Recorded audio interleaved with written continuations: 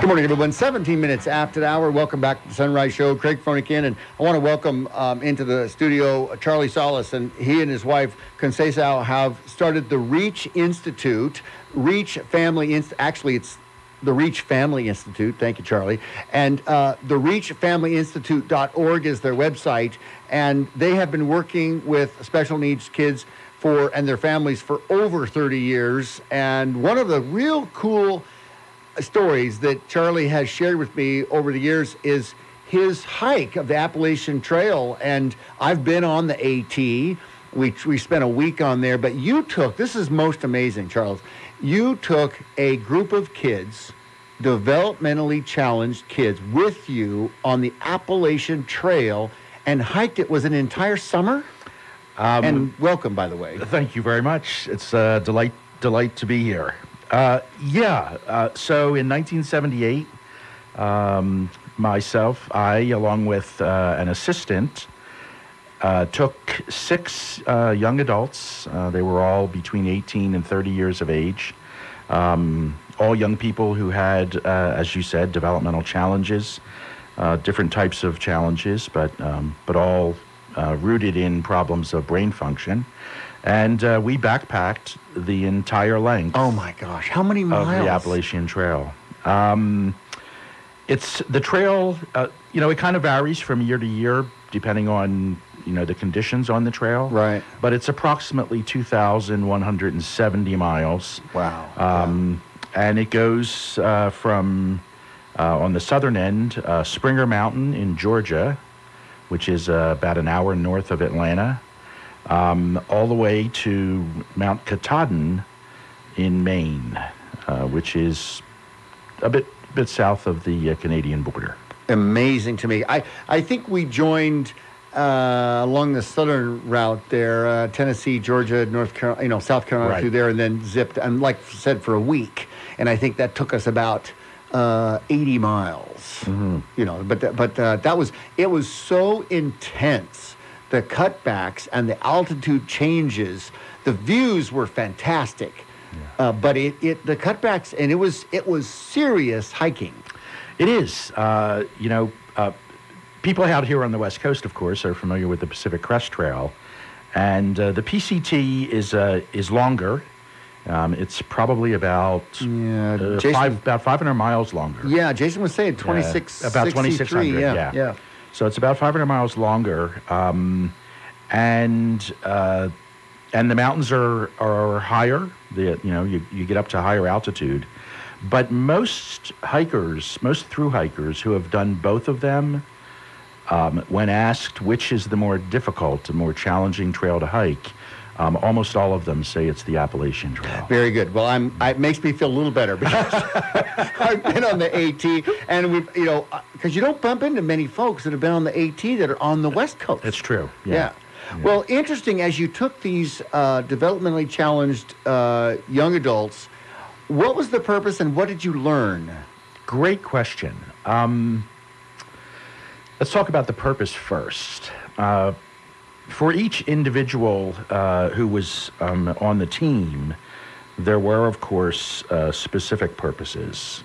So, for example, we had one young man whose name was Jack, who had spent, prior to coming to us, to the school that we ran, he had spent about 10 years in a mental institution. He was not mentally ill. Oh, my goodness. He had been misdiagnosed. He was a young man with autism, but he was diagnosed with a mental illness, and he basically learned to survive in the institution by refusing to talk. And so when we started working with him, he was angry. He just angry. It was a survival skill. Yeah. And so he had no speech, and so for him, one of the goals, one of the purposes of taking him on the hike was to try and place him into a situation where his need to talk was sort of cranked up high enough so that he would eventually do it. In a more general sense, for the entire group, the purpose was really to try and build a bridge from the very controlled, sort of rigid structure of the school Right. that these young people were in to the sort of chaotic, unstructured outside world. Because eventually, we wanted them all to graduate from the school and go on to do other things, get jobs, go to school, whatever it might be. But of course, the outside world is unpredictable. This leans right into that word explorer. And you turned them into explorers, and they were exploring for the very first time. Yeah, very much so. I think, one of the the whole idea of doing the hike was the brainchild of the director of the institutes where I was working at the time, a brilliant guy by the name of Glenn Doman. And Glenn was greatly influenced by both his experiences as an infantry commander in the Second World War, as well as the writings and the work of a German philosopher and educator named Kurt Hahn. Ever heard of Kurt Hahn? No. Kurt Hahn is the founding member of Outward Bound. I've heard of Outward Bound. Yeah, Outward Bound is an international program that provides wilderness experiences for young people, and they do just extraordinary stuff. And Hahn founded Outward Bound, and prior to that, he was the founder of several schools that incorporated outdoor experiences as an integral part of the education of the young men that were in his schools. The most famous school that he established was a place called Gordonston, which was in Scotland. Anyway, yeah. Doman was certainly influenced by Hahn, and so he saw the Appalachian Trail as an environment where we could challenge these young people. I could maintain a certain level of structure for them, but because you're in the outdoors in the middle of nowhere, things can change from minute to minute and around every bend. And the purpose for that was the funding, correct? Because you'd take the whole summer off to hike 2,000 miles. I mean, for me, I was paid to do this. This was my job. Unbelievable. And and it was not just a summer. It was we started on the 8th of April. Wow. In Georgia, and we finished on my 25th birthday, the 15th of September. Unbelievable. On Mount Katahdin in Maine. Gosh, that's incredible. We have Charlie Solis with us. He's with the Reach Family Institute, their website, reachfamilyinstitute.org. Incredible work that he's done, he and his wife, around the world. But it started out all by a hike on the Appalachian Trail. I want to cover more of that. We've got to get to a break, though. So let's go and come back, and then we'll continue more. We'll take your calls as well on the Sunrise Show, News Radio 880 KCMX. Stand by. More coming up after the break. Good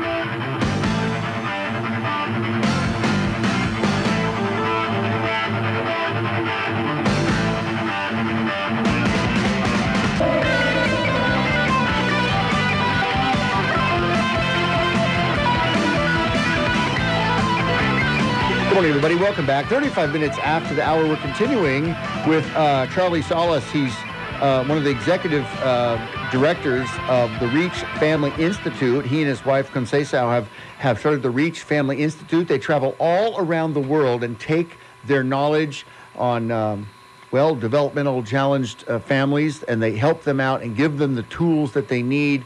And you think, where would someone in a third world country get help for their child?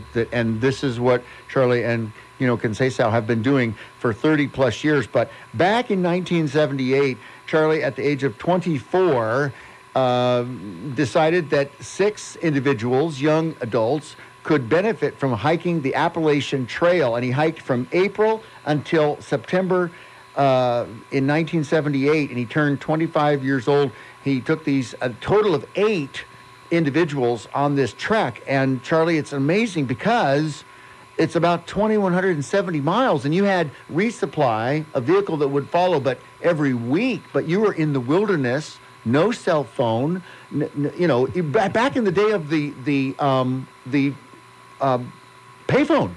Yeah. Long distance hiking is a lot different today than it was back then.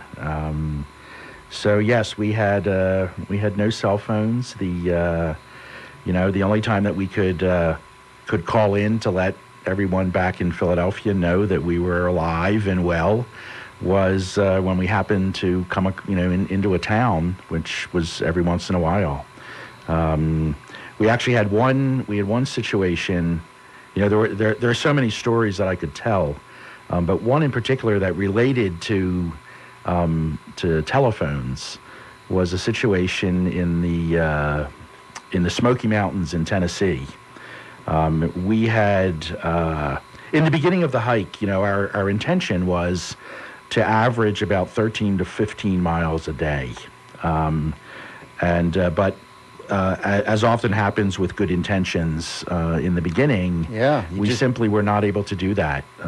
The day we started the hike, it was 90 degrees on the 8th of April in Georgia.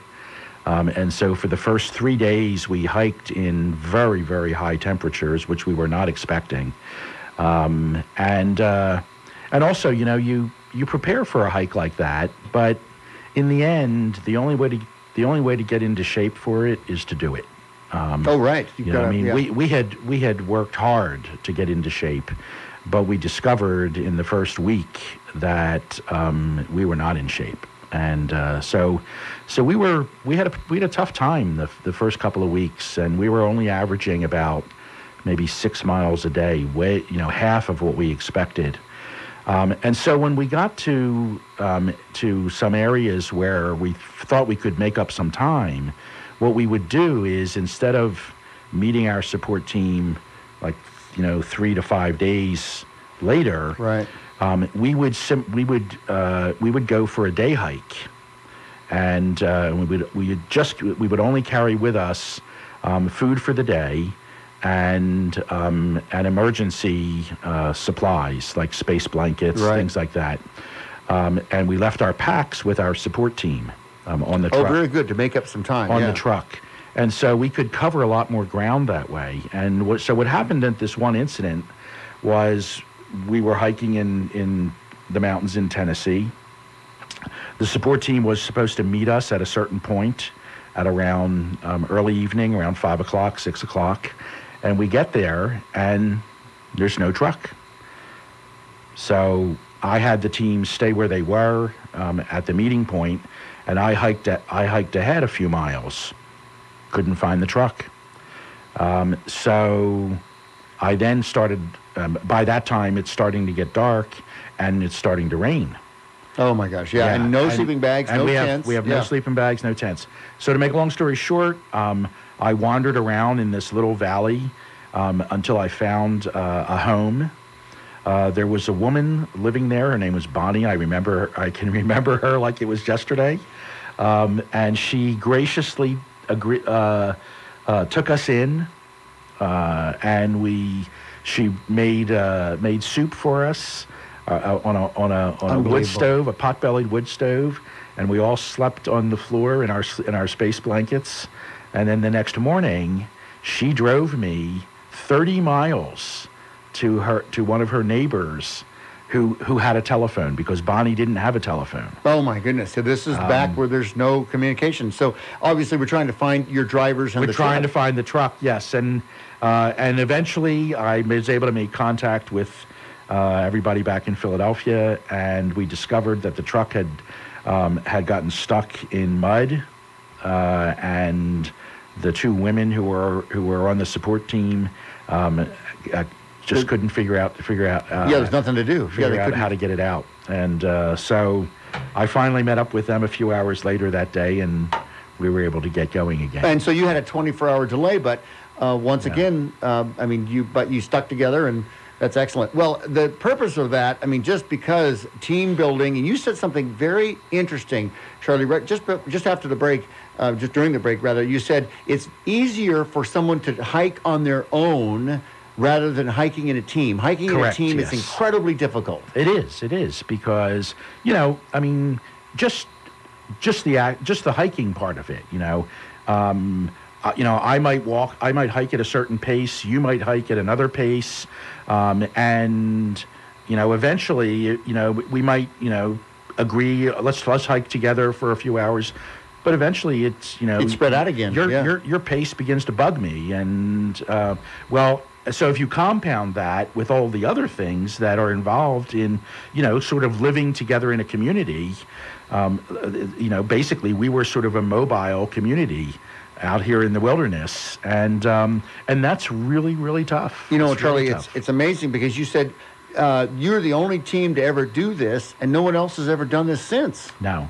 It's never been done because of that, because it's so difficult. We do have this break coming up, but it's amazing. Can you stick around? Sure. All right, because I'm going to tie all of this in, the hiking, the team building, and everything else that you and your wife have been doing with the Reach Family Institute all these years, because it is an incredible project that probably gave you great insight to helping families and to work together and everything. Because after hiking the Appalachian Trail and doing that through April through September, you pretty much can do anything.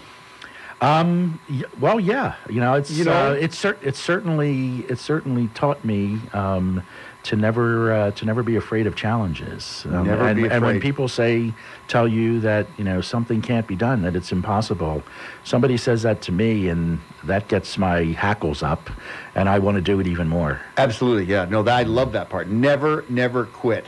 All right, good deal. We've got Charlie Solis in with us. He's one of the executive directors, along with his wife, Conceição, for the Reach Family Institute. Get to their website, Reach Family Institute, and they are changing lives all around the world, and we're so thrilled to have him in. He's got conferences coming up. We'll talk about that when we come back on the Sunrise Show, News Radio 880 KCMX, back after this quick break.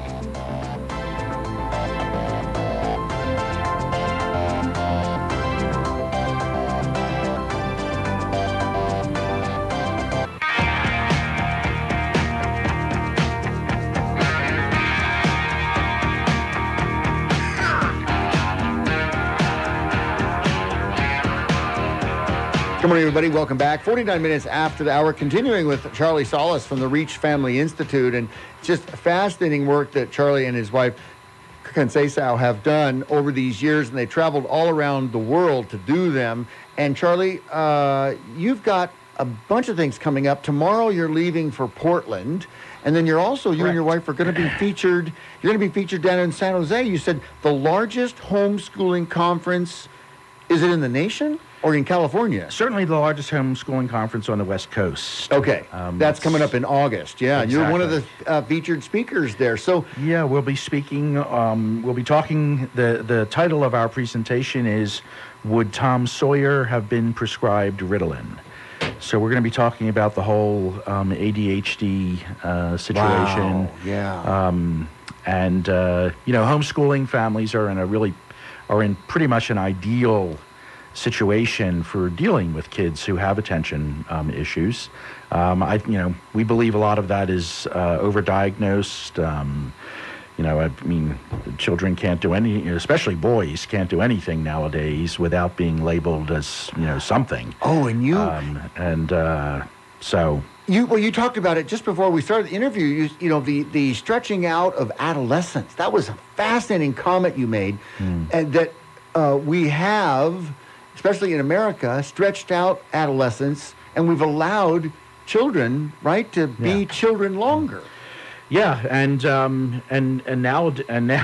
now we're even concocting, quote, proof of it with lots and lots of stuff being written about the teenage brain, and as explanations for why adolescents act the way they do.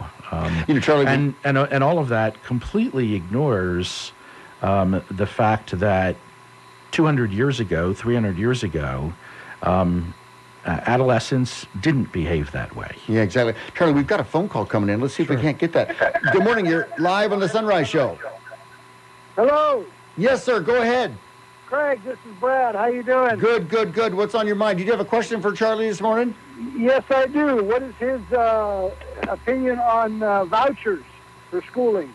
Vouchers for schooling. Oh, Is that- boy. Yeah. Na- I mean, I think 2016, that presidential election, I think vouchers are going to come into play, and they're going to be very important. Yeah, it's. I think it's a really touchy subject. I have a lot of really good friends who are involved in the school reform, and an opinion amongst the folks that I know is rather split. On the one hand, I think the advantage of vouchers is that they give families who otherwise would not be able to afford private education for their kids an opportunity to be able to avail themselves of that. And so I think that's the upside. On the other hand, there's some people that I greatly respect view vouchers as simply another way for the state to keep control of things. So, in other words, kind of like giving out almost an educational version of food stamps, Wow. if you will. Wow, it's amazing. Great question, Brad. I appreciate it. Thank you. All right, see ya. Wow, that's a great question, and that takes us into all kinds of things. And I would love to do it. Unfortunately, we're out of time, so let's plan on doing this again soon. But you're traveling so much. We were talking about you're headed up to Portland. Yeah, we're going up to Portland tomorrow to do some consultations up in Portland with families who have their kids on our home program. And then on Saturday, we're teaching a workshop, how to unleash your child's hidden potential at the Holy Rosary Parish in Portland. And then we'll be teaching that workshop here in Medford in June. Oh, great. And I can get you that. I saw those. Yeah, I thought I saw those dates, but we can have you back on June 3rd, I think. That's going to sneak up pretty fast. June 13th is the... That's right. June 3rd is workshop. Chicago, yeah. Yeah. So you're just traveling. Like I said, it's fascinating. It's wonderful to have you in, Charlie. Thank you for squeezing us into your schedule. That's for sure. So we're out of time, but it's great to have you. Ladies and gentlemen, Charlie Solis with the Reach Family Institute. Get to their website, reachfamilyinstitute.org. We got to sign off. Charlie, thank you again. Look forward to the next time. Exactly right. More on the Sunrise Show tomorrow, ladies and gentlemen. The Bloomberg Market Update is next. Find us on Facebook. KCMXAM.com has all the links. We'll see you tomorrow.